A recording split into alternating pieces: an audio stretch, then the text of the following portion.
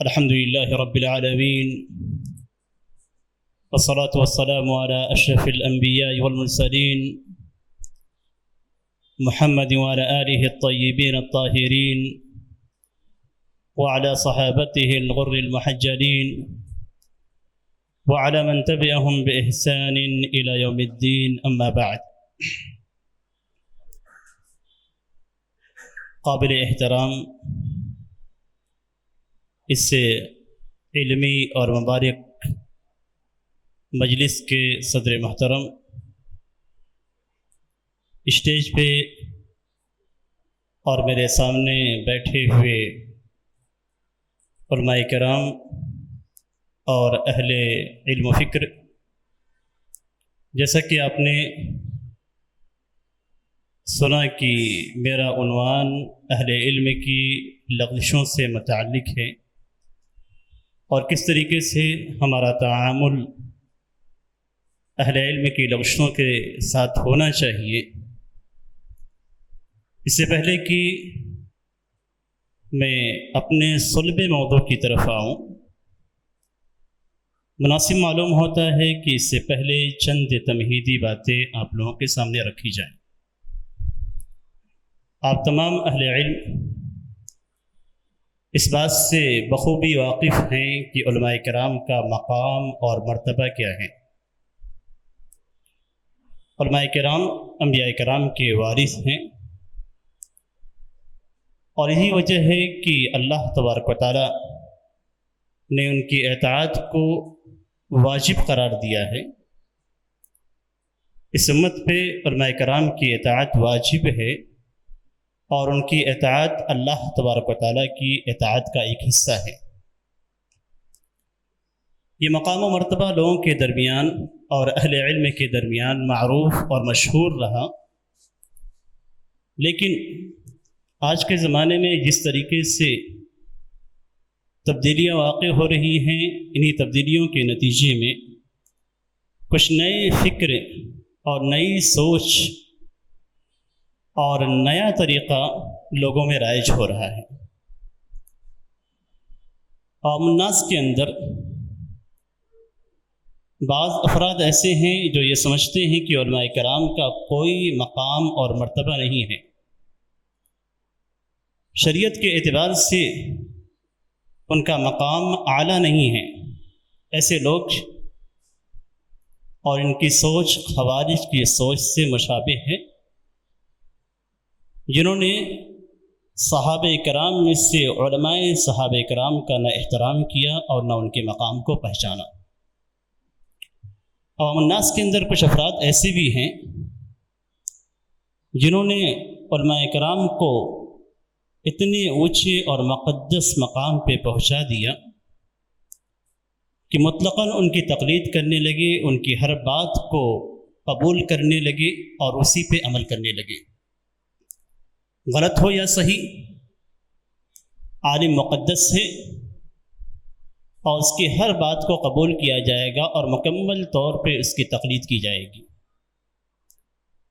اس طرح کے جو افراد ہیں ان کی مشابہت روافض سے ہیں، جنہوں نے اپنے ائمہ کو معصوم قرار دیا. ایسے ہی یہ بھی اپنے ائمہ کو معصوم سمجھتے ہیں. تیسری قسم ایسے افراد کی ہیں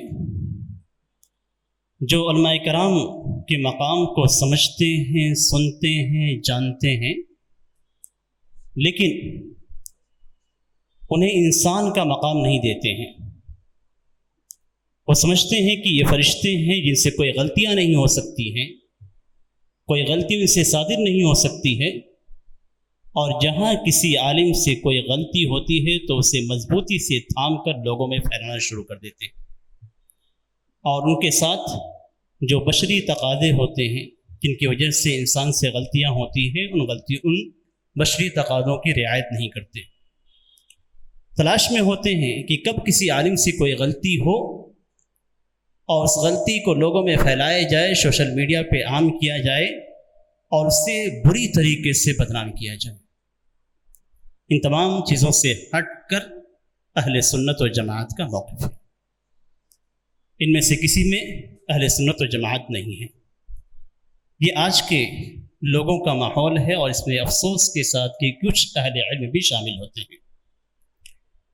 دوسری جو بات ہے وہ عنوان کے تعلق سے ہے کہ اہل علم کی لفظ سے اہل علم کون ہیں۔ جب تک ہم اہل علم کو نہیں جانیں گے، ان کے لفظوں سے متعلق ہمارا کیا تعامل ہونا چاہیے، ہم اسے اچھی طریقے سے نہیں جان سکیں گے، نہ ان کے ساتھ تعامل کر سکیں گے۔ جن علماء کرام کے تعلق سے یا جن اہل علم کے تعلق سے یہاں پہ بات کی جائے گی، وہ ایسے علماء کرام ہیں جن کا امت پہ مقام ہے۔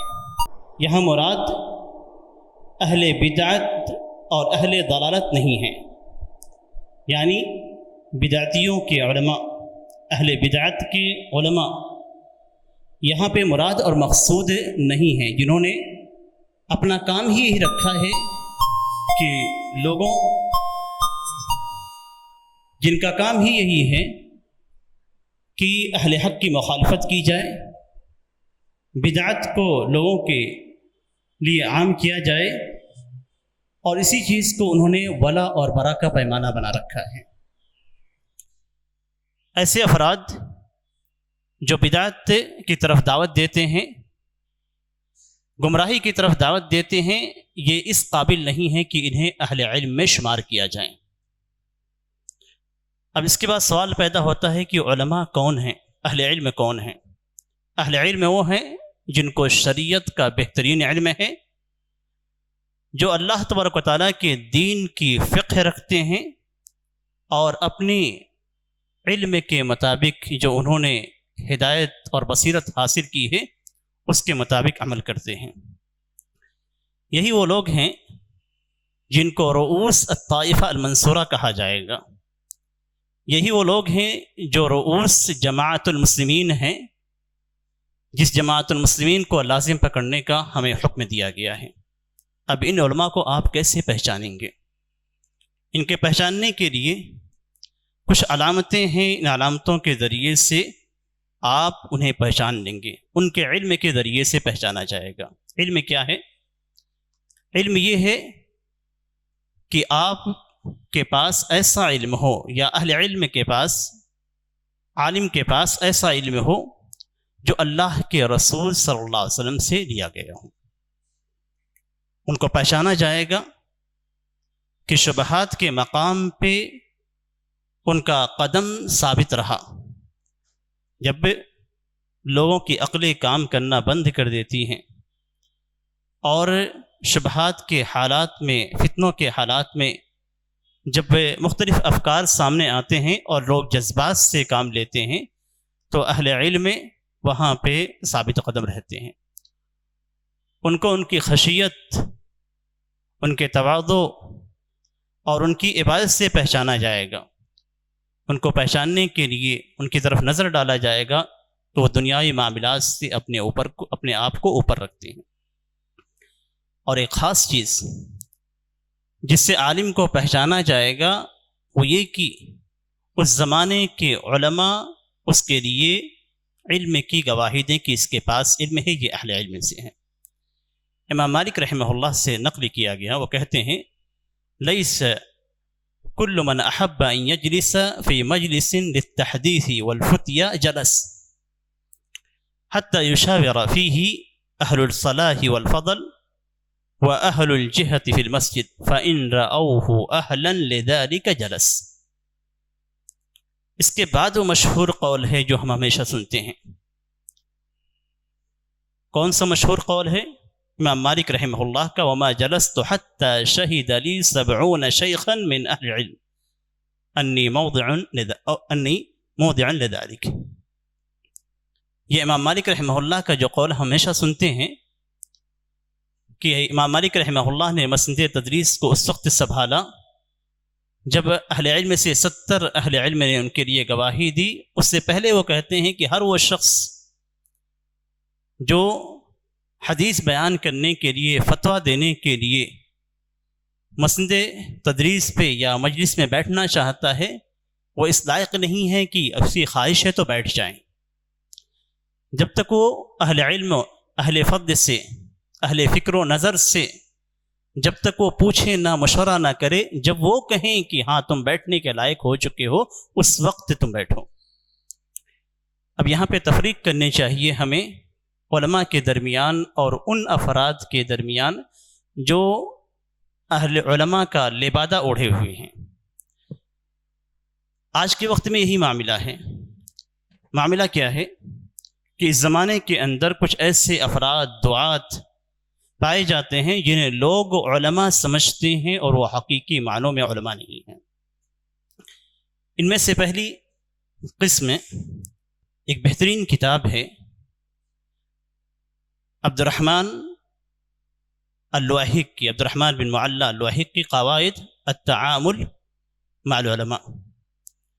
اس کے اندر انہوں نے تقسیم کیا ہے کہ آج کے زمانے میں جو لوگ اہل علم یا علماء کی طرح بننے کی کوشش کرتے ہیں، ان میں سے پہلی قسم ہے القراء۔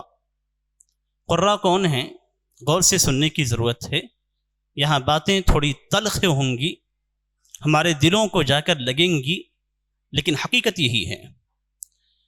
پہلی قسم قراء کی ہے جو علماء جیسے بننے کی کوشش کرتے ہیں۔ قراء سے مراد طلاب علم کی جماعت یا وہ مثقفین جنہوں نے تھوڑا بہت علم حاصل کیا اور ان کے پاس اس علم کے تعلق سے فقہ نہیں ہے۔ دوسری قسم کن کی ہے؟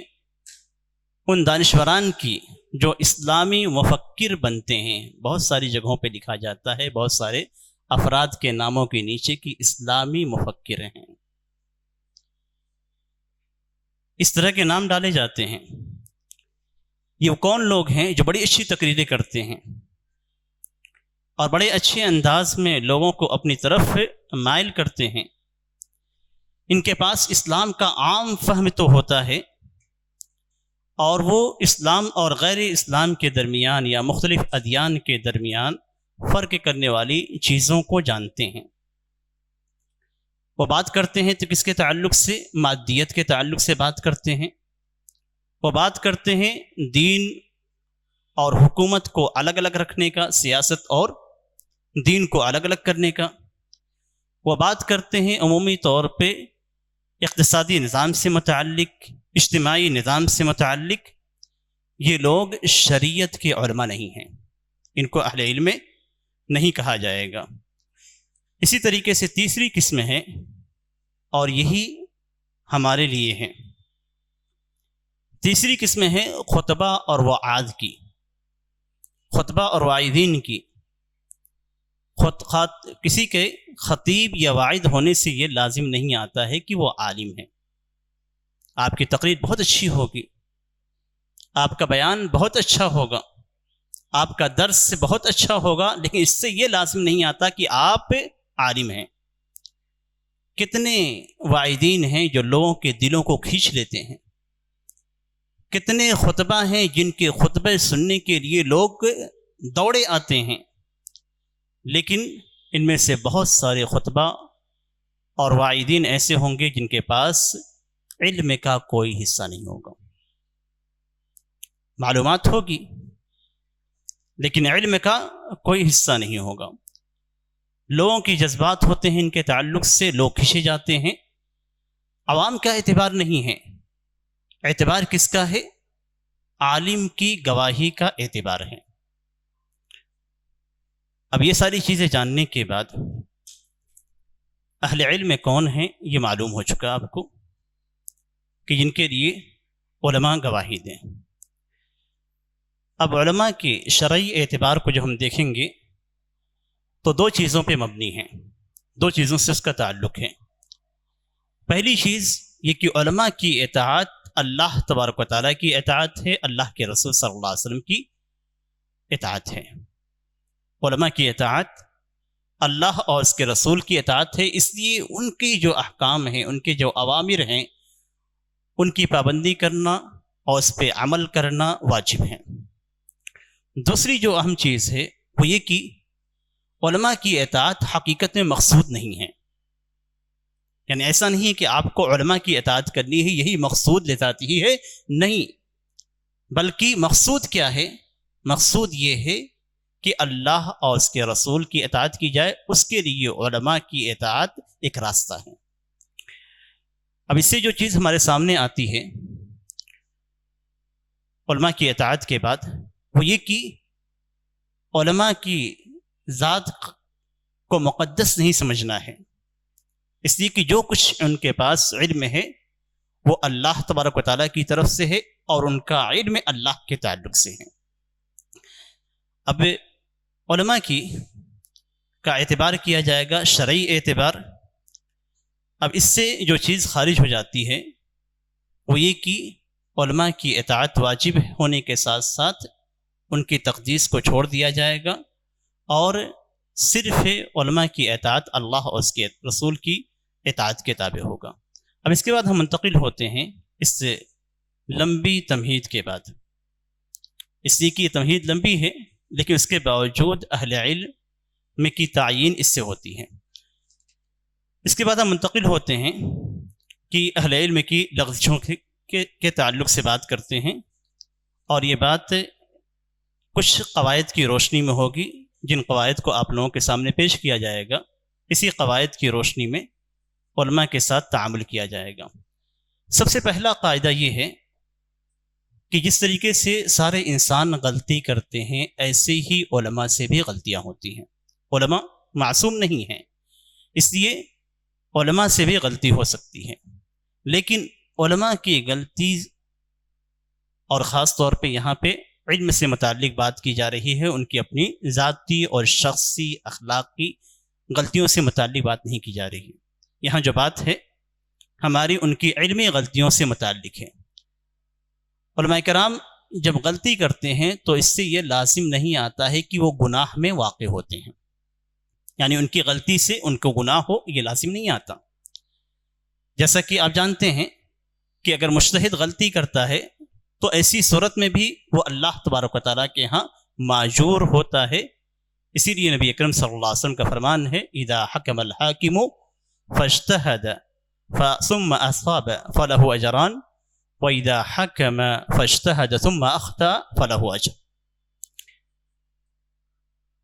یہ پہلا قاعدہ ہوا۔ اب اس قاعدے کی روشنی میں علامہ ابن تیمیہ رحمہ اللہ کے قول کو نقل کرتا ہوں، لَيْسَ لِأَحَدٍ أَن يَتَّبِعَ زَلَّاتِ الْعُلَمَاءِ كَمَا لَيْسَ لَهُ أَن يَتَكَلَّمَ فِي أَهْلِ الْعِلْمِ وَالْإِيمَانِ إِلَّا بِمَا هُمْ لَهُ أَهْلٌ۔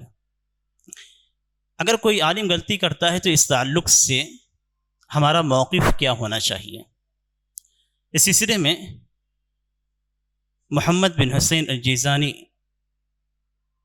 حفظہ اللہ اپنی کتاب معالم اصول الفقہ عند اہل السنۃ والجماعہ، اس کتاب کے اندر کہتے ہیں کہ وَمَذْهَبُ السَّلَفِ، میں ترجمہ نہیں کر رہا ہوں اس لیے کہ اہل علم کی مجلس ہے اور وقت بھی کم ہے، وَمَذْهَبُ السَّلَفِ مِنَ الصَّحَابَةِ رضی اللہ عنہم والتابعین لهم بإحسان أنهم لا يكفرون ولا يفسقون ولا يؤثمون أحدا من المجتهدين المخطئين لا في مسألة علمية ولا عملية ولا في الأصول ولا في الفروع ولا في القطعيات ولا في الظنيات۔ یہ سلف کا موقف ہے، صحابہ کرام کا، تابعین اعظام کا، اور ہم سلفی ہیں، اس لیے ہمارے لیے سلف کا موقف ہی ہمارا موقف ہے۔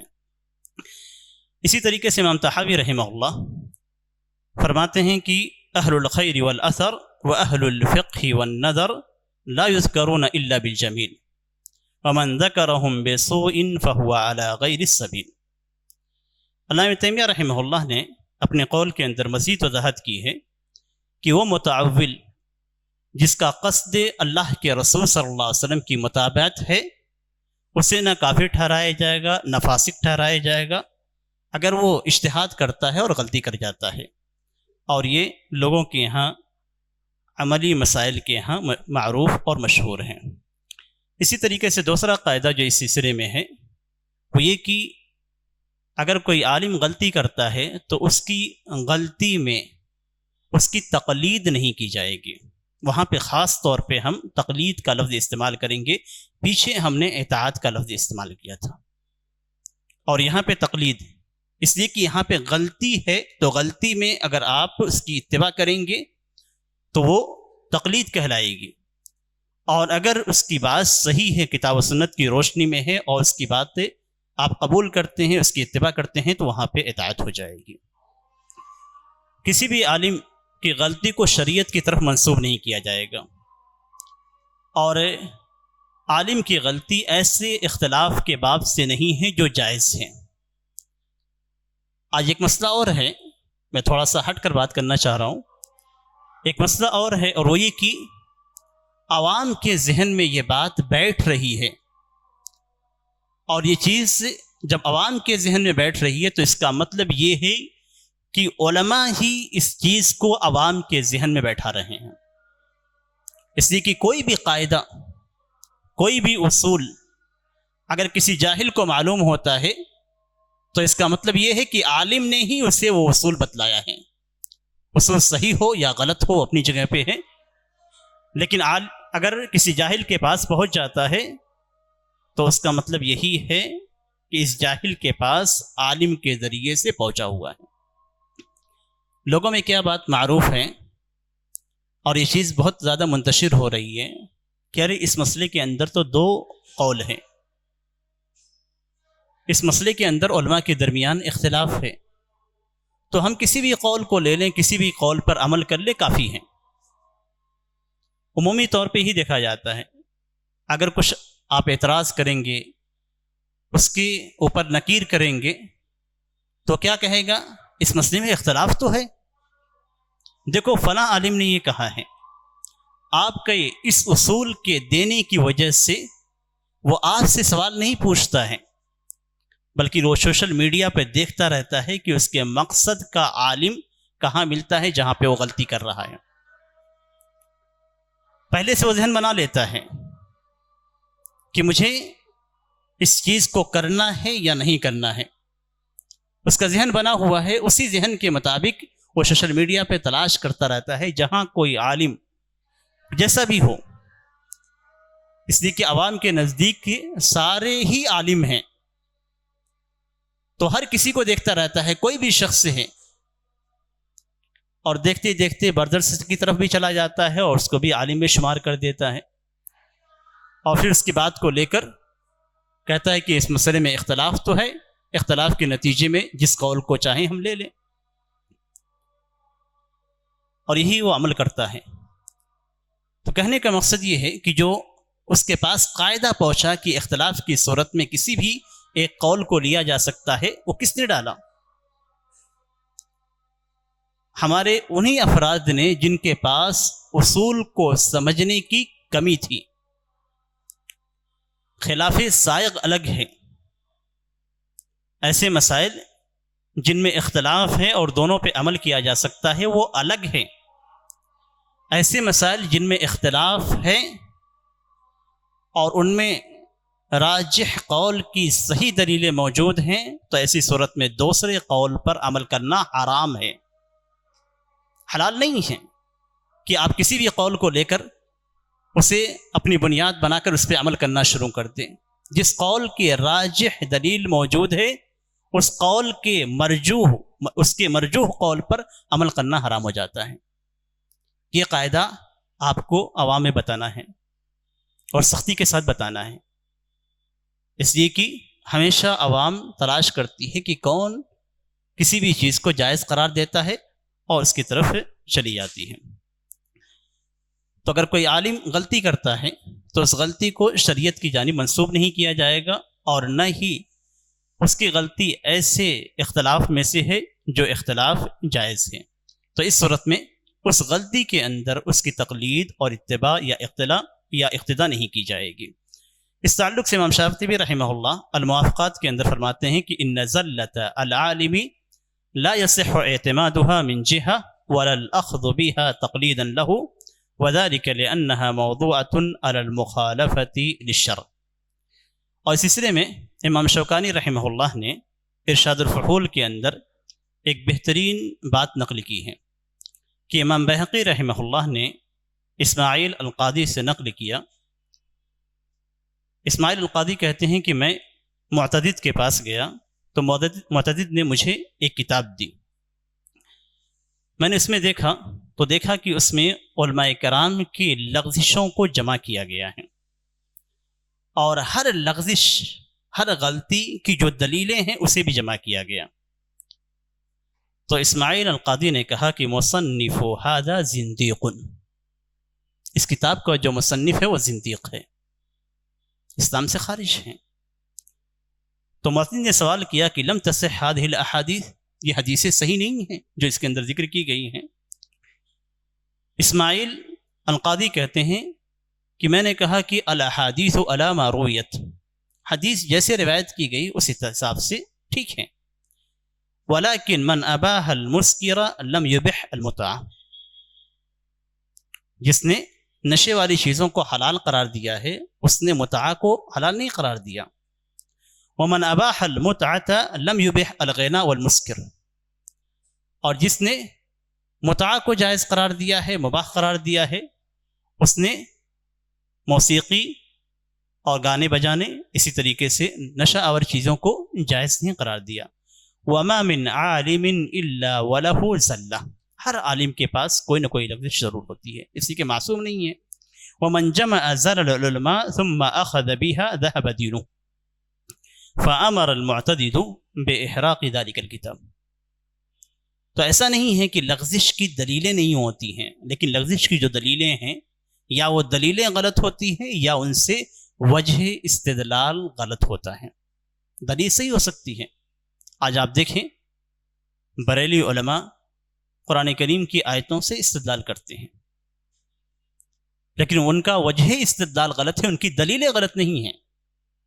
دلیل قرآن کی ہے تو دلیل غلط نہیں ہو سکتی، لیکن اس سے جو استدلال کیا گیا ہے استدلال کا طریقہ وہ غلط ہے. اب عالم کی غلطی کو تو نہیں لیا جائے گا، لیکن عالم کے لیے عذر تلاش کیا جائے گا. یہ علماء کے ساتھ، ان کے علماء کی لغزشوں کے ساتھ تعامل کا ایک طریقہ ہے، اور وہ یہ کہ علماء کے لیے عذر تلاش کیا جائے گا اور ان کے ساتھ حسن ظن قائم رکھا جائے گا. اس سلسلے میں امام العز بن عبد السلام رحمہ اللہ قواعد الاحکام کے اندر فرماتے ہیں کہ لو رفعت صغائر الاولیاء الى الائمة والحکام لم يجوز تعذیرهم علیہا، کہ اگر ائمہ اور حکام کے یہاں اولیاء کرام، اولیاء سے مراد علماء ہی حقیقی معنوں میں اولیاء ہیں، اگر علماء کی لغزشوں کو، ان کے صغیرہ گناہوں کو، ان کی غلطیوں کو ائمہ اور حکام کے پاس پیش کیا جائے گا تو ائمہ حکام کے لیے جائز نہیں ہے کہ ان کو تعزیر کریں. یعنی ائمہ حکام کے پاس غلطیاں پیش کی گئیں کہ فلاں عالم سے یہ غلطی ہوئی، فلاں عالم سے یہ غلطی ہوئی، تو اگر صغیرہ گناہ ان سے وارد ہوئے ہیں تو ایسی صورت میں ان کو تعزیر کرنا ائمہ حکام کے لیے جائز نہیں ہے. بل یقیل اثارتہم، بلکہ ان کی غلطیوں کو معاف کیا جائے گا.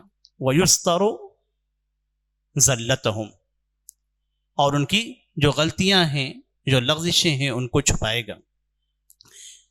اسی طریقے سے علامہ ابن قیم رحمہ اللہ نے بھی مدارج السالکین کے اندر ذکر کیا ہے کہ الکلمۃ الواحدہ یقولها اثنان یرید بها احدها اعظم الباطل ویرید بها الاخر محض الحق. ایک ہی بات دو شخص سے کہتے ہیں، دونوں کا ارادہ الگ الگ ہے. ایک شخص سے باطل کو ترویج دینا چاہتا ہے، اس لیے اس کلمے کا استعمال کرتا ہے، جبکہ دوسرے کا ارادہ صرف حق کو بیان کرنا ہوتا ہے. تو اس صورت میں جو حق کا متلاشی ہے اور غلطی کرتا ہے اس کے لیے عذر تلاش کیا جائے گا، اور باقی جو باطل کی طرف دعوت دینے والا ہے اس کے لیے عذر تلاش نہیں کیا جائے گا. عذر کے تعلق سے جو چیز علماء کے لیے عذر کے طور پہ پیش کی جائے گی، پہلی چیز یہ کہ وہ عالم یہ سمجھتا ہے کہ نبی اکرم صلی اللہ علیہ وسلم نے یہ حدیث نہیں کہی. اس سلسلے میں رفع الملام کا مطالعہ بہت ہی بہتر ہے. دوسری چیز یہ کہ اس عالم کا ایسا سمجھنا ہے کہ نبی اکرم صلی اللہ علیہ وسلم نے اپنے اس قول کے ذریعے سے اس مسئلے کو مراد نہیں لیا ہے، یا ایسا وہ سمجھتا ہے کہ یہ حکم منسوخ ہو چکا ہے. تو یہ عذر تلاش کرنے، یعنی عالم کے لیے جو عذر آپ تلاش کریں گے، ان 3 چیزوں کو خاص طور پہ چونکہ علم سے متعلق ہے، ان 3 چیزوں کو آپ سامنے رکھیں گے۔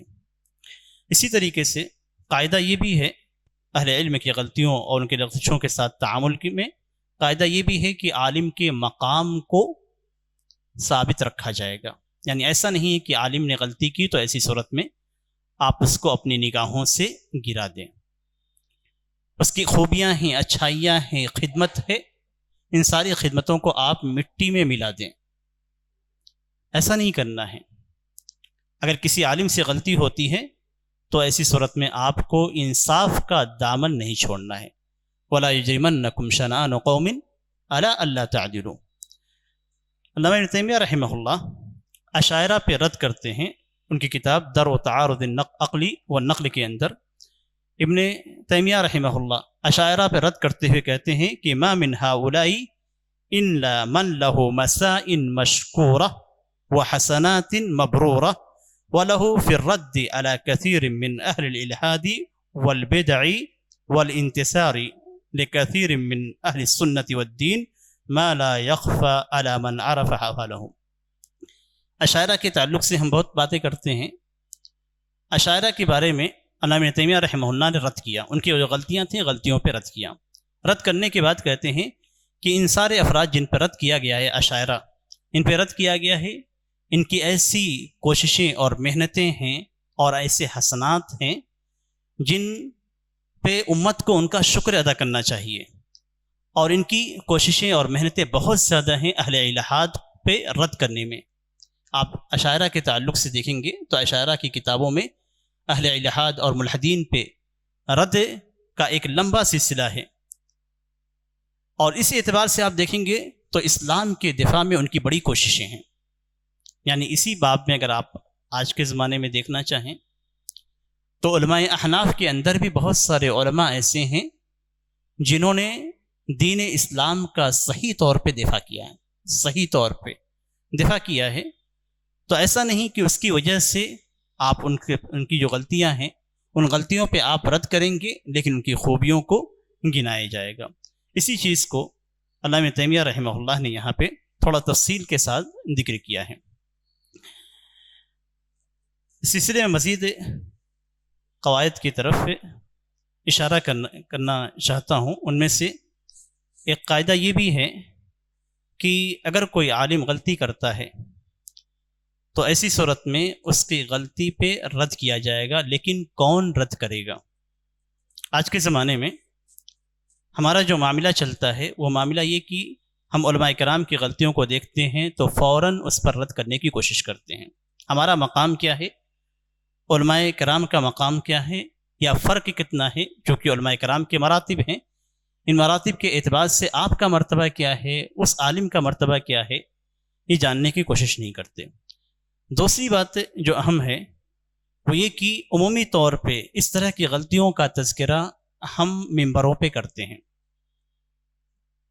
اور سوشل میڈیا پہ کرتے ہیں، جبکہ اس سے پہلے جو ہونا چاہیے وہ یہ کہ سب سے پہلے اس عالم سے رابطہ کیا جائے، اس کے اس قول کے تعلق سے تفصیل طلب کی جائے، اور اگر حقیقت میں اس سے غلطی ہوئی ہے اور آپ مطمئن نہیں ہیں تو دوسرے علماء کرام سے آپ رابطہ کریں، ان سے اس مسئلے کے متعلق دریافت کریں، ان کی دلیلوں کو دیکھیں، اور پھر ایک تیسرے بڑے عالم سے بھی رابطہ کریں جس کے سامنے آپ دونوں قول کو، غلطی اور صحیح دونوں کو پیش کریں، اور اس کے بعد آپ فیصلہ کریں کہ انہوں نے غلطی کی ہے یا غلطی نہیں کی ہے، اور وہاں پہ آپ بڑے علماء کرام سے درخواست کریں کہ وہ اس سلسلے میں اپنے بیانات کو جاری کریں۔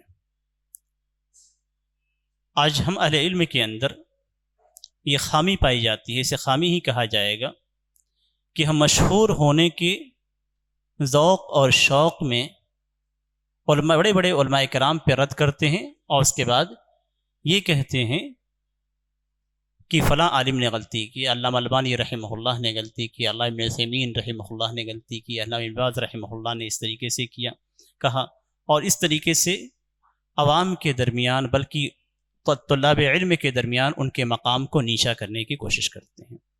تو ہمیشہ یاد رکھیں کہ ہماری اپنی زبان سے نکلی ہوئی بات کہیں کسی عالم کے مقام کو نیچا تو نہیں کر رہی ہے، اس لیے کہ آپ کو یہ حق حاصل نہیں ہے کہ کسی عالم کے مقام کو آپ نیچا کریں۔